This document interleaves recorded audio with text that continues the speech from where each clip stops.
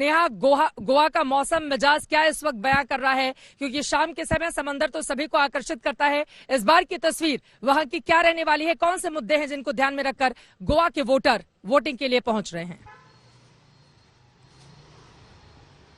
बिल्कुल चित्रा, गोवा का मिजाज दरअसल काफी अलग होता है और इस बार मिजाज और चुनावी हवा इसलिए भी बदली हुई है क्योंकि एंट्री हुई है आम आदमी पार्टी के कंटेस्टेंट्स और साथ ही तृणमूल कांग्रेस की। लेकिन इसके साथ ही इस वक्त मैं आपको बता दूं कि मैं पैंजिम के बूथ सेंटर पे मौजूद हूं। मेरे ठीक पीछे आप ये पैंजिम का बूथ सेंटर देख सकते हैं। सुबह के वक्त जब हम 8 बजे यहाँ पर मौजूद थे तो काफी लंबी कतार थी, लेकिन धीरे धीरे कम हो गई है। पैंजिम से इस वक्त इंडिपेंडेंट कैंडिडेट उत्पल पर्रिकर, जो कि मनोहर पर्रिकर के बेटे हैं, मनोहर पर्रिकर वो जो बीजेपी से 4 बार यहां पर सीएम रह चुके हैं, लेकिन उत्पल पर्रिकर इंडिपेंडेंट कैंडिडेट हैं और उनके अगेंस्ट यहां से बाबूश खड़े हुए हैं, जो कि 5 बार विधायक रह चुके हैं गोवा में अलग अलग जगहों से और कांग्रेस से जाहिर तौर पर एक बड़ा नाम, एक बड़ा चेहरा जो कि यहां पर उत्पल पर्रिकर को टक्कर देने वाले हैं। लेकिन कुछ लोग यहां पर मौजूद हैं। मैम, क्या नाम है आपका? एना। एना जी, किन मुद्दों पर इस बार गोवा में वोट पड़ने वाला है? I don't understand Hindi. Which issues do you think will count for the vote this time in Goa? What are the major issues of Goa?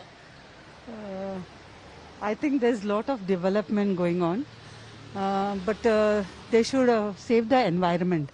Save the environment, ये बहुत अच्छी बात यहाँ पर देखिए चित्रा, क्योंकि यहाँ पर पर्यावरण प्रेमी बहुत बड़ी संख्या में मौजूद हैं और साथ ही पैंजिम की लड़ाई इस वक्त इसलिए भी दिलचस्प है क्योंकि वाल्मीकि नायक, जो कि आम आदमी पार्टी के कैंडिडेट हैं और पहले भी उन्हीं के टिकट से चुनाव लड़ चुके हैं यहाँ पर जब विधानसभा के चुनाव हुए थे, और इस बार भी उन्हीं के टिकट से एक बार फिर से आपने उन्हीं पर दांव लगाया है। कुछ और लोग हमारे साथ हैं। मैम, क्या नाम है आपका?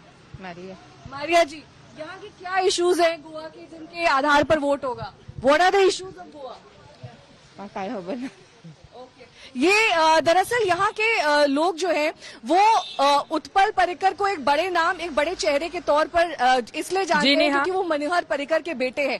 लेकिन लड़ाई इसलिए भी दिलचस्प है क्योंकि बाबूश जो उनके अगेंस्ट खड़े हैं, बीजेपी से कैंडिडेट है। और आपको पता होगा चित्रा कि जब भी यहाँ पर बड़ी बड़ी रैलीज हुई, अमित शाह आए, प्रधानमंत्री आए, लेकिन पैंजिम में एक भी रैली बीजेपी की ओर से नहीं की गई। इसलिए पैंजिम एक बेहद ऐसा कॉन्स्टिट्यूएंसी जहां से इस वक्त लड़ाई काफी ज्यादा दिलचस्प दिखाई दे रही है।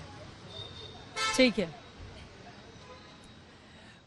नेहा, बात हम विस्तार से जानकारी देते हुए गोवा के बारे में आपको बताते चले, टूरिस्ट डेस्टिनेशन के तौर पर गोवा की पहचान है सोने की अंडे देने वाली मुर्गी के तौर पर भी, क्योंकि वहां पर जिस तरह से पोर्ट के जरिए करोड़ों का कारोबार होता है वो अपने आप में अद्भुत है। और उसी गोवा को राज्य की ये सबसे छोटी विधानसभा 40 सीटों वाली, जिसको जीतने के लिए हर एक दलों ने अपना पूरा दमखम वहां पर लगाकर रखा हुआ है। उत्तर प्रदेश की पॉलिटिक्स में फिर से लौटेंगे, लेकिन जल्दी से श्वेता झा का रुख कर लेते हैं। श्वेता, आप खटीमा में मौजूद हैं, उत्तराखंड के मुख्यमंत्री की प्रतिष्ठा वहां से दांव पर लगी हुई है। जल्दी से अगर वहां की तस्वीरें हमारे दर्शकों तक आप पहुंचा पाएं, उत्तराखंड का सुबह सुबह का पहाड़ी मिजाज क्या बता रहा है?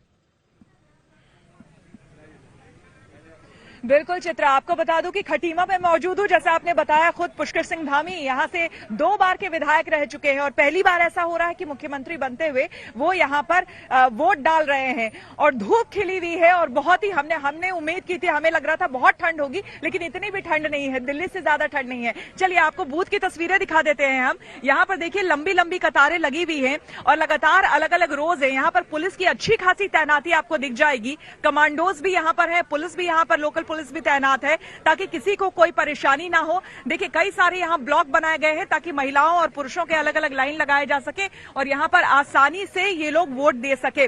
और यहाँ पर आपको हम बता दें, हमने पुष्कर सिंह धामी से भी सुबह सुबह बात की, हालांकि वो बहुत आश्वस्त नजर आ रहे थे अपनी जीत को लेकर, लेकिन गोवा की तरह ही इस बार यहाँ का मुकाबला जो है वो त्रिकोणीय हो गया है। अक्सर उत्तराखंड में बीजेपी वर्सेस कांग्रेस ही हम देखते आए हैं, लेकिन इस बार आम आदमी पार्टी ने यहाँ पर एंट्री कर ली है, इसलिए मुकाबला त्रिकोणीय हो गया है। और यहाँ के जो लोकल मुद्दे हैं, क्योंकि अक्सर हम जानते हैं कि विधानसभा चुनाव में जो क्षेत्रीय मुद्दे होते हैं वो ज्यादा अहम होते हैं, तो यहाँ के लोगों के मुद्दे क्या है जरा हम फटाफट ये जान लेने की कोशिश करते हैं। किस मुद्दे पर आप वोट करने वाले हैं? अब देखिए जिसको लगता है। आपको क्या लगता है क्या जरूरी है यहाँ पर? किस चीज की कमी है? कोई कमी नहीं, किस तरह की? किसी तरह की कमी नहीं है। किस मुद्दे पे वोट करेंगे आप? अपने सुरक्षा के लिए, अपनी मतलब जो सुविधाएं उनके लिए। सुविधाओं के लिए, सुरक्षा के लिए। यहाँ पर मैंने सुना कि बाईपास को लेकर भी परेशानी हो रही थी, लोग चाह रहे थे कि जाम बहुत बड़ी समस्या है। हाँ, ये तो है ही, जाम की समस्या तो है ही बहुत बड़ी और काफी निर्धारण हो गया है। बाईपास बनना है हमारे खटीमा पे और विकास होना चाहिए, सबसे बड़ी बात तो ये है, और बेरोजगारों को नौकरी मिलनी चाहिए। किस मुद्दे पर वोट? जी श्वेता, विकास के मुद्दे वोट, विकास हो रहा है।